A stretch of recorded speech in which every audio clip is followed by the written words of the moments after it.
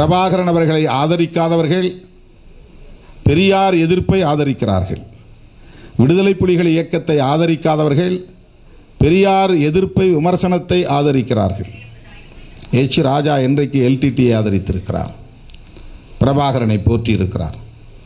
குருமூர்த்தி என்றைக்கு ஈழ விடுதலையை ஆதரித்திருக்கிறார், எல்டிடியை ஆதரித்திருக்கிறார். இவர்களெல்லாம் இன்றைக்கு பெரியார் எதிர்ப்பை ஆதரிக்கிறார்கள் என்றால் தமிழ்நாட்டு அரசியல் எந்த திசை வழியில் போய்கொண்டிருக்கிறது என்கிற அச்சம் நமக்கு எழுகிறது. திமுக மீதான விமர்சனம் அதிமுக அல்லது மதிமுக போன்ற திராவிட இயக்கங்களுக்கு எதிரான விமர்சனம் என்பது வேறு.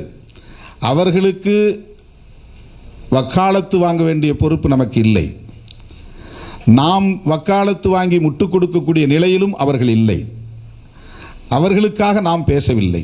ஆனால் பெரியாரியம் என்பது இந்த தேசத்தின் விடுதலைக்கான ஒரு அரசியல், விளிம்பு நிலை மக்களின் மீட்சிக்கான ஒரு அரசியல், சனாதனத்தை வீழ்த்துவதற்கான ஒரு அரசியல், புத்தர் காலத்திலிருந்து நடைபெற்று கொண்டிருக்கிற யுத்தத்தின் தொடர்ச்சி தான் பெரியார் அரசியல்.